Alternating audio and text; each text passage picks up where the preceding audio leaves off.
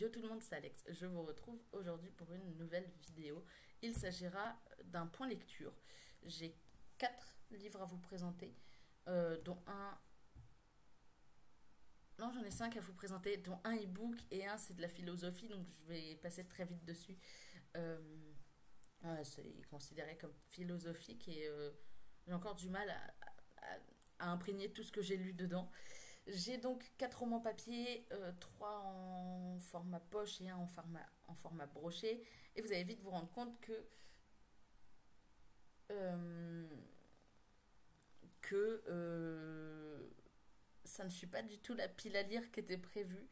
J'ai complètement dévié de la pile à lire. J'ai un seul livre qui fait partie de la pile à lire sur les 5 que je vais vous présenter, sachant qu'il y en a un, je vais vraiment passer très vite, étant donné que il est censé faire partie d'un vlog que vous aurez très vite, enfin d'un petit vlog, parce que je me suis fait un petit challenge, bref, vous comprendrez.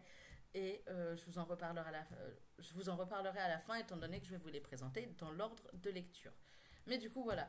Euh, il y en a un sur lequel je vais très peu passer et il y a un seul livre du coup qui faisait partie de ma pile à lire estivale. Je suis en train de vérifier mais il me semble, hein. Ouais, non, non, vraiment, il n'y en a qu'un seul. Donc c'est un peu dommage, mais c'est pas grave. Je me doutais que la pile à lire allait se casser la gueule à un moment. Par contre, je suis hyper fière. Je vais pas vous présenter toutes les lectures parce qu'il y en a, c'était service presse. Donc, vous avez déjà les avis sur mes réseaux, sur Instagram notamment, sur mes réseaux sociaux, dont Instagram. Mais depuis le 1er août, j'ai réussi à lire un livre par jour. Bon, il y a des jours où j'ai lu plus, donc forcément ça compte pas. Mais hier, j'ai réussi à lire un livre en entier que je vais vaguement vous présenter du coup et qui fait un petit peu partie du challenge que je me suis imposé. Et du coup, ça fait 8 jours parce qu'il est vraiment 10 heures, donc je peux pas parler pour aujourd'hui. Mais normalement, j'aurai le temps de lire un livre aujourd'hui en entier. Mais du coup, ça fait 8 jours pardon, que j'arrive à lire un livre par jour, ce qui est hyper cool. Vraiment, genre comme ça, je baisse ma pile à lire, ce qui est plutôt rassurant. Et, euh, et en même temps, je suis en train de me dire qu'elle baisse pas. C'est terrifiant. On passe du coup au premier livre, qui est le premier tome de la saga Les Sept Sœurs de Lucinda Riley, paru au livre de poche. C'est le premier tome et il s'appelle Les Sept Sœurs d'ailleurs. On suit Maya, je voulais que ce soit Ali, mais c'est vraiment Maya. On suit Maya Dapliez, qui a été adoptée quand elle était petite euh, par un mystérieux milliardaire qui l'a adoptée et qui a adopté 5 autres, j'ai bien dit 5 autres filles. Ali, Star, CC, Tigan, je crois, et Electra. Mais attendez, je crois qu'il y a les noms au début. Tiggy. Je suis partie sur un prénom qui n'est pas du tout vrai. C'est Tiggy et Electra, je crois. Attendez, c'est Taygate, c'est en. Ouais. C'est le Ali, Star et CC, et les plupart en fait sont des surnoms. Et donc, elles ont été adoptées par Passalt, qui, au début du roman, on apprend qu'il a dit un jour à Maya qu'il n'avait jamais trouvé la septième sœur. Puisque c'est parti à la base d'une histoire de constellation. Il y a une constellation, enfin, mythologique, c'est pas mythologique, il y a une constellation, etc., qui s'appelle les sept sœurs. Et il voulait en fait avoir 7 filles euh, venant d'horizons différents pour former en fait cette constellation. Et donc là, on suit Maya qui vient d'apprendre la mort de Passalt, qui rentre donc à Genève, enfin près du lac de Genève, à Atlantis, qui est la demeure où ils ont grandi, où elles ont grandi, parce que Passalt n'était pas si souvent que là, pas si souvent que ça présent. Mais elles ont été élevées par Marina et elles ont connu toujours Marina. Donc en gros, Marina, c'est un peu leur figure maternelle et il y a Passalt qui est leur figure paternelle. À la mort donc de Passalt, il laisse un indice et une lettre à chacune des 6 filles. Maya, je crois que c'est un pendentif, si je dis pas de bêtises. Il me semble que c'est un pendentif qu'elle a eu. Non, c'est un morceau de mosaïque. Le pendentif, elle l'a eu avant. Mais c'est un petit morceau de mosaïque qui est supposé être sur le Christo, enfin le Christ Salvateur, je crois, qu'on appelle ça en français. Enfin bref, le Grand des Cristaux à Rio. Et donc elle s'en va au Brésil, à Rio, pour essayer de remonter la piste de ses ancêtres et découvrir ses origines. Et donc on suit Maya d'un côté et de l'autre on suit Isabella, son arrière-grand-mère, quand elle était jeune. Et on comprend, enfin, on suit les aventures et l'histoire d'amour d'Isabella, donc Belle. En général, il la surnomme Belle. Et Maya découvre en fait un peu sa famille à travers Belle. Et elle retrouve quelques membres de sa famille, je vous en dis pas plus. J'ai vraiment beaucoup accroché. J'avoue que ça me faisait un peu peur. Déjà parce qu'il fait quand même pas loin de 700 pages, donc ça m'inquiétait un peu. Au final, une super bonne lecture, et j'ai les 6 autres tomes, donc du coup, en version poche dans ma pile à lire. En sachant que j'ai vu un avis récemment qui expliquait que le tome 2 est un peu moins bien. Enfin, il y a 2 ou 3 avis que j'ai vus et ils disent que le tome 2 est un peu moins bon, mais que le tome 3 c'est genre un coup de cœur monumental. Donc je vais essayer de caler le tome 2 dans pas trop longtemps pour essayer de pouvoir vous en parler. Parce que l'avantage c'est vraiment que chacune des personnes, chacune des sœurs a sa petite histoire. Et ça part du même point, la mort de leur père. Et voilà. Mais vraiment, ouais, j'ai passé un vrai bon moment de lecture. J'ai beaucoup aimé. Cette saga-là est pas finie. L'autrice est morte en mai 2021, je crois. Mai ou juin. Elle est morte en 2021, premier semestre 2021. Et c'est son fils qui va finir d'écrire le 8e tome, qui est concentré sur Passalte, donc le père. Et du coup, voilà. Sachant que le 7e tome est visiblement sur Mérope. Si je me souviens bien du résumé, genre les 6 sœurs qui sont déjà là vont essayer de trouver la 7e. Et j'aimerais bien, j'ai hâte de voir, mais une belle bricasse. Il doit faire pas loin de 900 pages, je pense. Mais du coup, voilà, c'est pas un coup de cœur, mais c'est une excellente lecture. Je crois pas que j'ai de coup de cœur là. Ah, si! Ouais, si! Si, quand même. Mais du coup, voilà, je recommande pour ceux qui n'auraient pas commencé. Et je vous tiendrai au courant dans des points lecture quand j'aurai lu la suite. Enfin, les autres tomes. J'ai lu également, et là on passe sur un tout autre format, euh, Manuel du guerrier de la lumière de Paolo Coelho, paru aux éditions J'ai lu. Euh, Ça s'est lu très vite. Alors attendez, je vais essayer de vous montrer un peu la mise en page.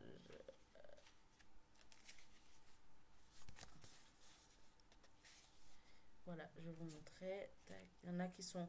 En plus, c'est vraiment un truc par page. C'est une petite leçon par page. Et du coup, c'est plus ou moins long. Et franchement, ça s'est lu très vite. Voilà, comme celle-là. Ça s'est lu hyper vite. Je sais pas vraiment quoi vous en dire parce que vraiment, c'est très vague dans ma tête. J'arrive pas à analyser tout ce que j'ai lu dedans. Euh, je l'ai pas hyper bien noté, je crois. Ça me laisse pas un souvenir impérissable. Juste, on a des petits, en quelque sorte, des petits proverbes, des petits paragraphes sur ce qui est supposé être un guerrier de la lumière et sur ce qu'il est, sur ce qu'il fait, etc. Bref, c'était très flou, très très flou. On passe au Magicien d'Auschwitz de J.R. Dos Santos, paru aux éditions Pocket. Le... Je vous précise tout de suite qu'il y a un tome 2 qui s'appelle le manuscrit de Birkenau, je crois. Manuscrit de Birkenau. Je crois que c'est le manuscrit de Oh là là, Birkenau. Donc, dans tous les cas, Auschwitz, puisque à la base, le nom c'est Auschwitz-Birkenau. Je suis mitigée. J'ai adoré ma lecture, j'ai beaucoup aimé, j'ai appris quelques trucs, etc. Mais je suis mitigée. Donc on suit Herbert Levin, c'est le prénom qui buguait, Herbert Levin qui est un magicien, c'est pas vraiment un magicien, un illusionniste et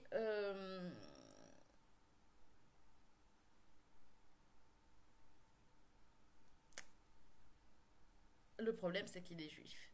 Il habite à Prague, on est en 1939 et les troupes du Reich entrent en ville. Et lui, il essaye par tous les moyens de faire en sorte que personne ne se rende compte qu'il est juif. Sauf que il l'apprend très vite. Enfin, ils l'apprennent assez rapidement. Et, euh, et du coup, ça pose quelques soucis, vous vous en doutez. Euh, et d'un autre côté, parce qu'on alterne les points de vue, un chapitre sur deux, d'un autre côté, on a Francisco. Je crois que c'est Francisco. Francesco. Francisco, un portugais, pardon. Un portugais qui fait partie de la Légion étrangère et qui se retrouve embarqué dans la guerre un peu contre son gré, mais il y va, il fait quand même. Et donc on alterne les points de vue et on suit les vies un peu de chacun et on découvre en fait les tragédies de chacun puisque vraiment c'est assez tragique. Et les deux vont se retrouver à Auschwitz. L'un en tant que SS, l'autre en tant que prisonnier. Je ne vais pas vous faire un schéma de qui et à quelle place. Et, euh, et c'est assez catastrophique. Vraiment, c'est catastrophique. Je me souviens de la fin, j'étais là en mode ah bah d'accord. Et vraiment, c'est marqué à la fin, c'est marqué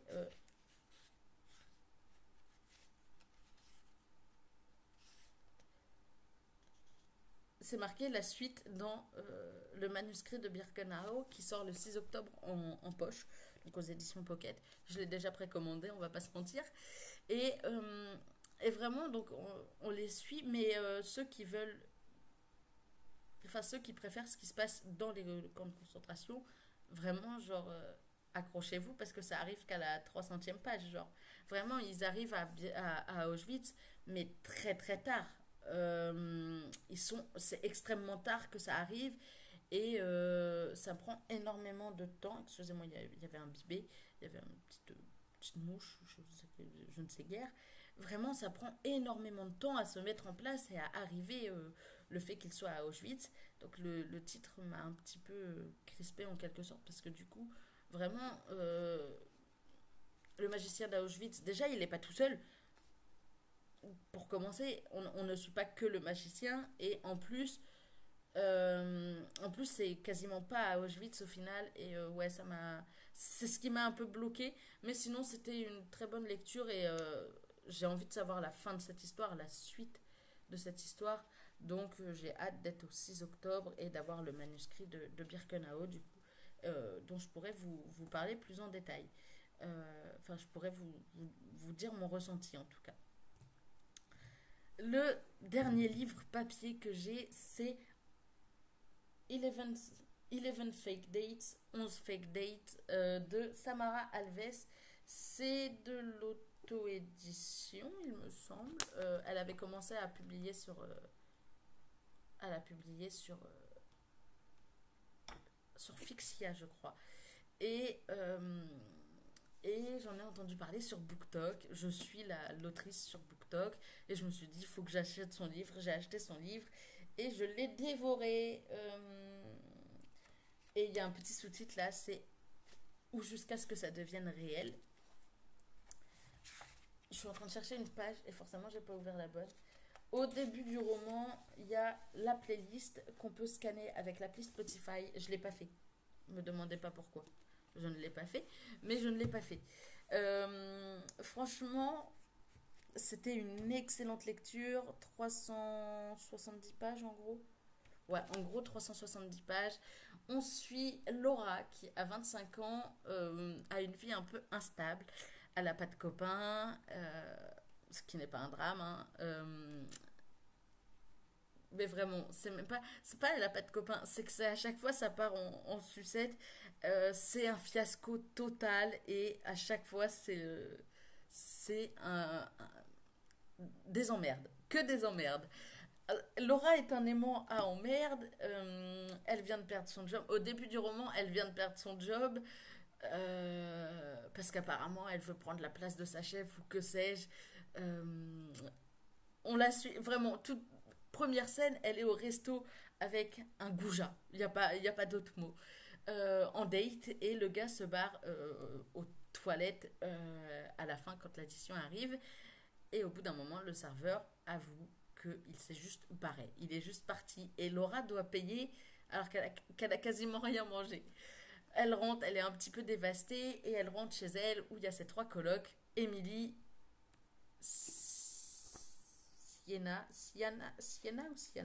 Sienna et Elliot, euh, qui sont en train de regarder un film. Elle leur raconte un peu la soirée et il lui lance le défi de les laisser choisir, déjà de s'inscrire sur une appli de rencontre et de les laisser choisir trois prétendants, un chacun. Elle les laisse faire, de toute façon elle n'a pas vraiment le choix et chacun choisit un prétendant. Celui d'Emily est aussitôt évacué étant donné que à la base le date auquel on assiste au début c'est un ami du copain d'Emily, du coup hum, ils ont moyen confiance et elle finit par choisir le profil choisi par Elliot. Le problème, c'est qu'au premier rencard, elle se rend compte que c'est Adrien Lewalski, son gros crush du lycée, qui ne lui a jamais adressé la parole, qui, elle était insignifiante à ses yeux, et elle a envie de fuir en courant et de rentrer et de dire que ça n'a pas été possible ou qu'il s'est pas pointé. Enfin bref, de trouver une excuse et de prendre du coup le choix de Sienna. De Sienna, hein, toujours. Et, euh, et vraiment, c'était quand même assez marrant. Il y avait des moments, c'était hilarant. Il y avait des moments un peu moins cool, un peu plus tristes. Mais du coup, voilà. On suit du coup les 11 dates euh, d'Adrien et Laura parce que manque de bol, Adrien la voit et du coup ils font le date sauf qu'il ne la reconnaît pas alors elle le reconnaît à 300%. Et elle a un frère également, London. Si on parle des personnages, on va avoir un problème. Adrien, vraiment, je l'ai adoré. Genre, c'est le genre de mec qui a le cœur sur la main et qui te laisse pas dans la merde, même si c'était son ex, par exemple. C'est un exemple comme un autre. Mais non, vraiment, c'est le genre de gars qui est là et qui tend la main à tout le monde et qui est toujours là pour eux. Emily, c'est un vrai boulet. Emily et Vic. Vic, c'est le copain d'Emily. Emily et Vic, ils enchaînent les bourdes. Mais ils les enchaînent constamment. C'est bien qu'à un moment, ils se retrouvent à avoir un petit problème parce que quelqu'un ne doit pas savoir que Laura et Adrien sortent ensemble, sauf qu'il y a une fête et cette personne est là et Adrien est là. Et du coup, il y a Laura qui a peur parce qu'elle se dit, s'il y a un des deux qui fait une boulette, c'est mort, vraiment, c'est terminé. Et vraiment, elle va les voir et elle leur précise bien qu'il faut qu'ils se taisent, faut qu'ils disent rien. Il y a un tableau dans la chambre de Laura avec les dates et le résumé des dates, genre en mode date 1, restaurant, date 2, tel truc, tel truc, tel truc. Et à certains dates, Elliot rajoute un peu de piment en rajoutant des défis à faire.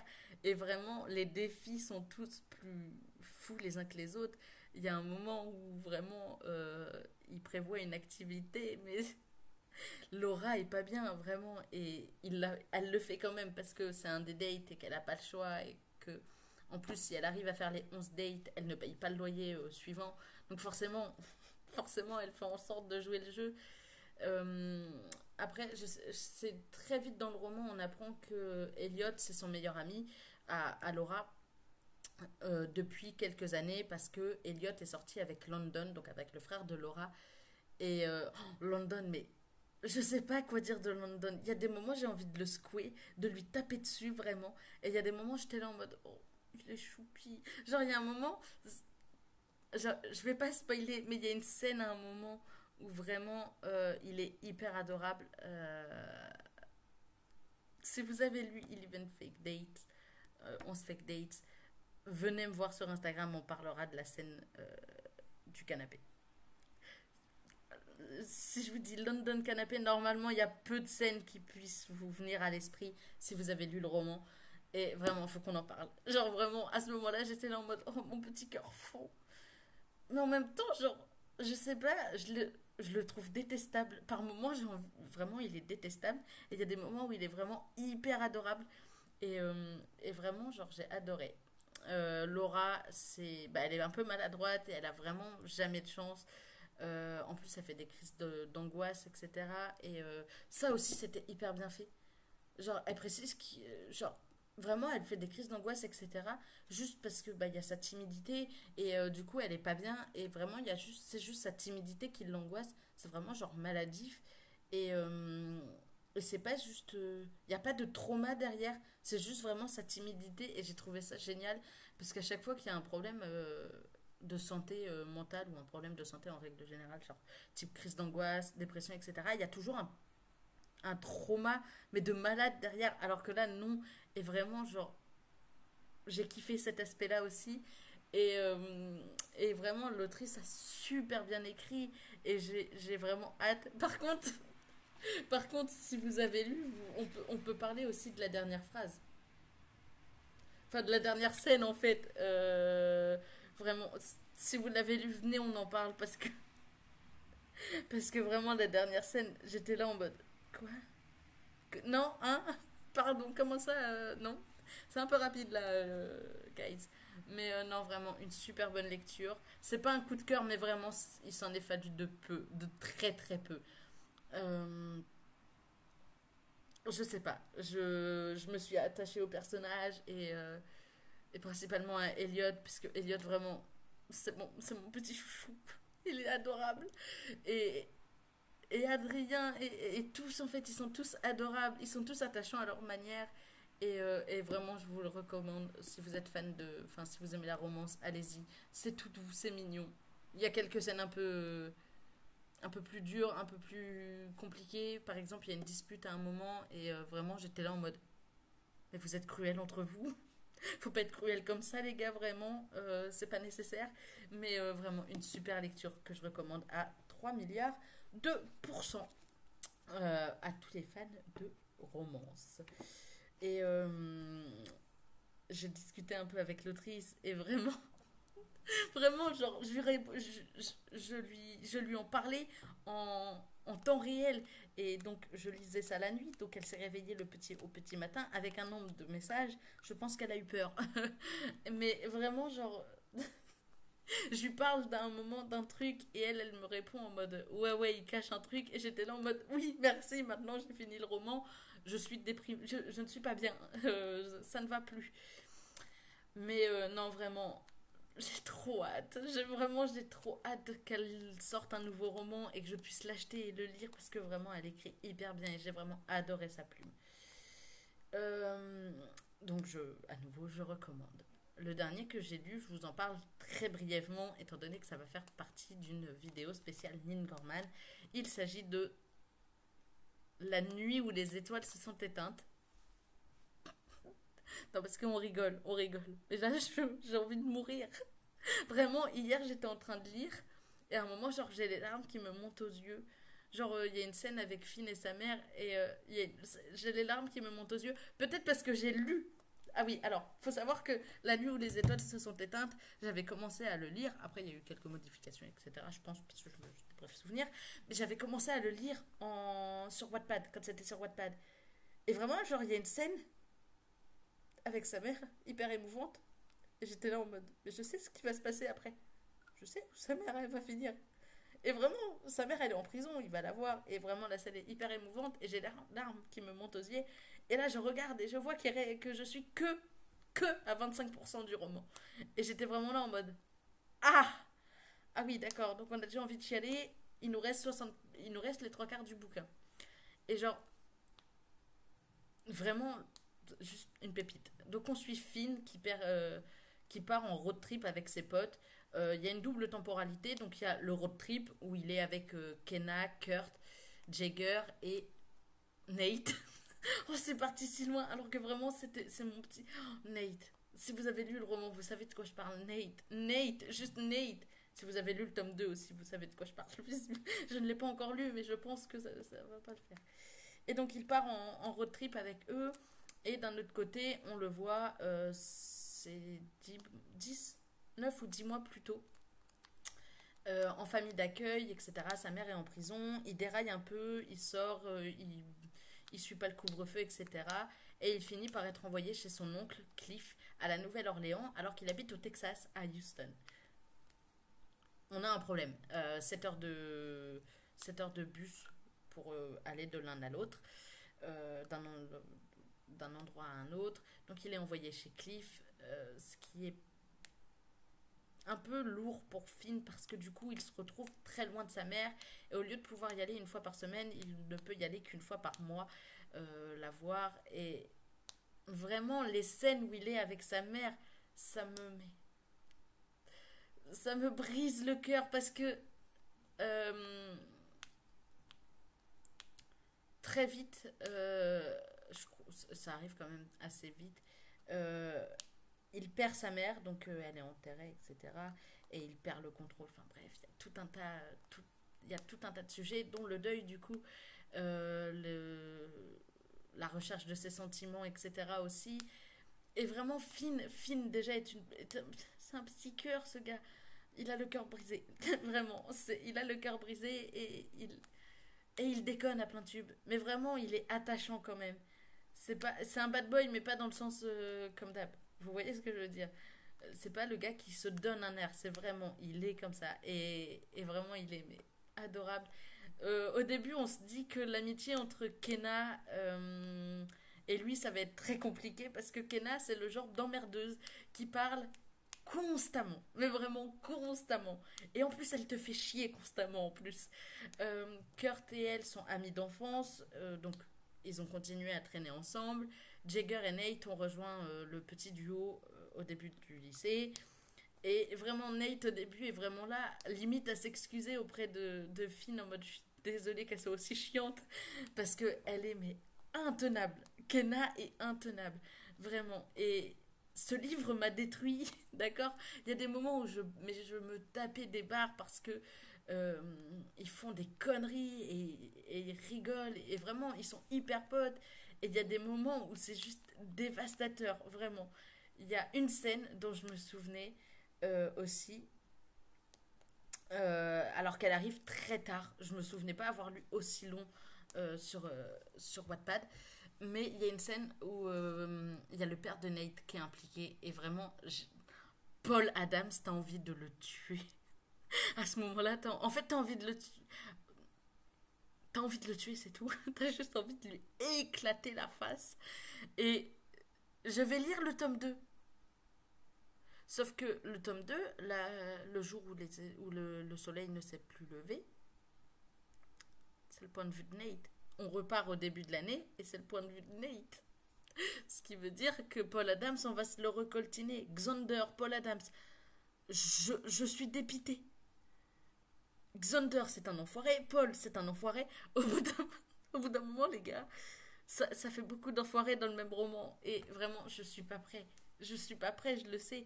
Mais ça fait partie de mon challenge. Je vous en reparlerai de toute façon du challenge. Un jour, un roman de Neil Gaiman, parce qu'il y en a 5. Donc, de lundi à vendredi, c'est parfait.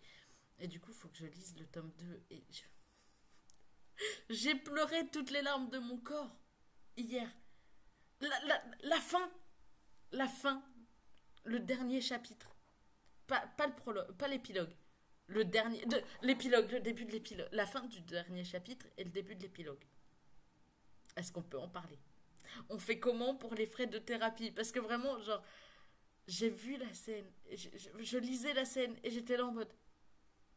Bah non, en fait. Et vraiment, j'ai les larmes qui me sont montées, j'ai commencé à pleurer. Et là, je tourne la page sur mon portable et je vois épilogue. Et vraiment, je, je commence à lire l'épilogue et j'ai eu un moment de panique à me dire, bah non en fait. Mais en fait, je, vraiment j'ai paniqué. J'ai paniqué total. Mais vraiment, un roman, les gars.